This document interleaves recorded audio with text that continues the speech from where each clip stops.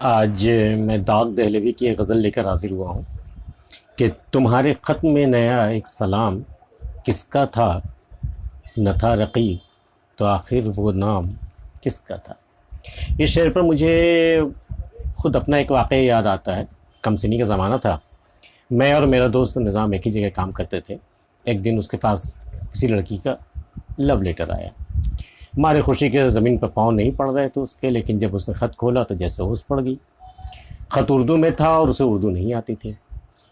مجبوراً مجھے ہی وہ خط پڑھ کر اسے سنانا پڑا، اور ظاہر ہے کہ اس زمانے میں جیسی تحریر تھی، شکستہ سی اردو، شعر و شاعری سے بھرپور، کہ خط خون سے لکھتی ہوں سیاہی نہ سمجھنا، اور مرتی ہوں کیا تیرے عشق میں زندہ نہ سمجھنا، اس طرح کی لچر قسم کی شاعریاں بھی بھری ہوئی تھی اس میں۔ تو بہرحال میں نے اسے خط پڑھ کر سنایا، اور ہمارے جذبات کے اس نے خط کا جواب بھی فوراً لکھ کے بھجوا دیا۔ اسے اردو تو آتی نہیں تھی، تھوڑی بہت ہندی آتی تھی، ہندی میں اس سے جواب بھیج دیا۔ دوسرے دن وہ اس کا خط ایک اور خط کے ساتھ واپس آ گیا۔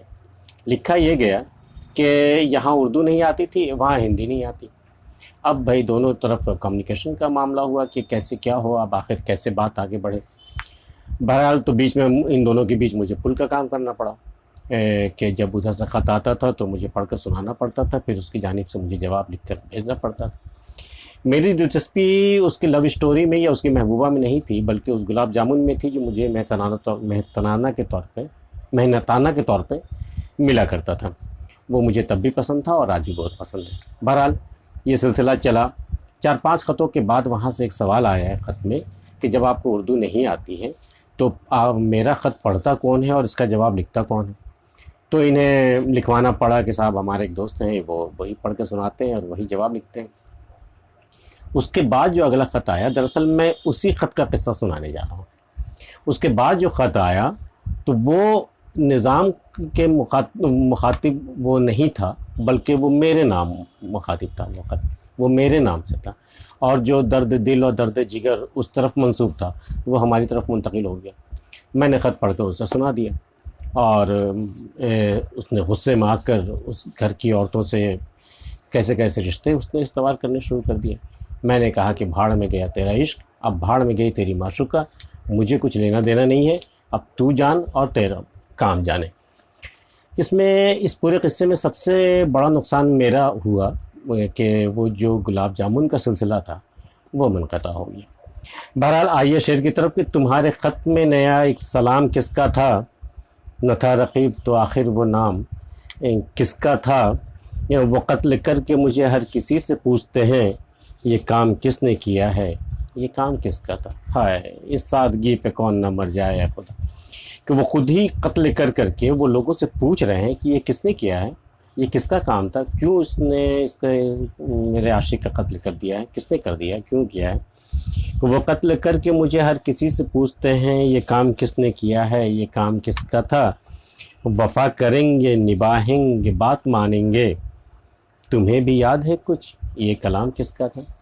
شاید تمہیں یاد ہو، یا تمہیں یاد ہو کہ نہ یاد ہو، مومن کی زبان میں اگر آپ کہیں کہ یہ جو وعدہ اور یہ عہد و پیما جو ہوا تھا کہ وفا کریں گے نبھائیں گے بات مانیں گے، تمہیں بھی یاد ہے کچھ یہ کلام کس کا تھا۔ مجھے تو یاد ہے، تمہیں کچھ یاد ہے کیا، تمہارا ہی کہا ہوا تھی۔ رہا نہ دل میں وہ بے درد اور درد رہا، یہ لفظوں کی بڑی بازیگری ہے یہاں پر، کہ رہا نہ دل میں وہ بے درد اور درد رہا، مقیم کون ہوا ہے، قیام کس کا تھا، مقام کس کا تھا۔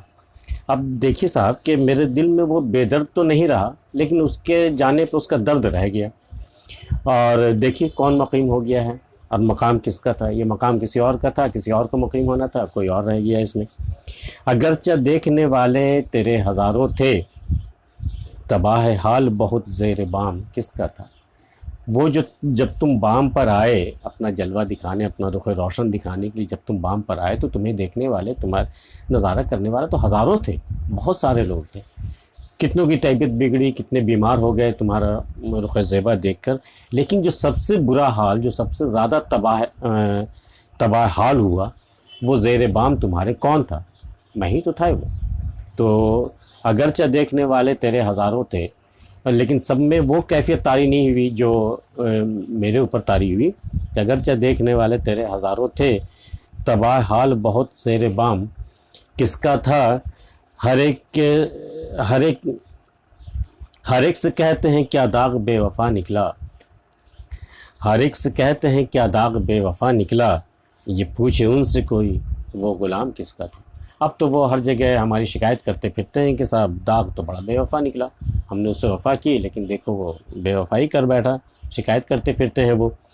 تو کوئی یہ داغ کہہ رہے ہیں کوئی پوچھے ان سے کوئی وہ غلام کس کا تھا۔ آخر ایک وقت تھا کہ یہ داغ تمہارا غلام تھا، وہ دن بھول گئے کیا؟ آج جب میں تھوڑا تم سے دور ہو گیا ہوں تو تم نے ہم پر بے وفائی کا الزام لگا دیا ہے۔ ہر ایک سے کہتے ہیں کیا داغ بے وفا نکلا، یہ پوچھے ان سے کوئی وہ غلام کس کا تھا۔ داغ کی یہ غزل آپ کو کیسی لگی اور اپنے کمنٹس ہمیں بتا سکتے ہیں، اور اگر آپ نے سبسکرائب نہیں کیا ہے تو یہ فریضہ بھی انجام دیجیے۔ ملتے ہیں پھر کسی اگلی ویڈیو میں، تب تک کے لیے اجازت۔